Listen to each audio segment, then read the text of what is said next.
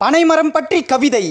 பனை ஓலை உடைச்சி குடிசையாச்சி, பதநீர் குடிச்சி எம் பசி போச்சி, நுங்கு மணக்க ருசியாச்சி, பனங்கற்கண்டே எமக்கு தேனாச்சி, பனையே உணவாச்சி மருந்தாச்சி, பனையே இன்று குறைஞ்சி போச்சு.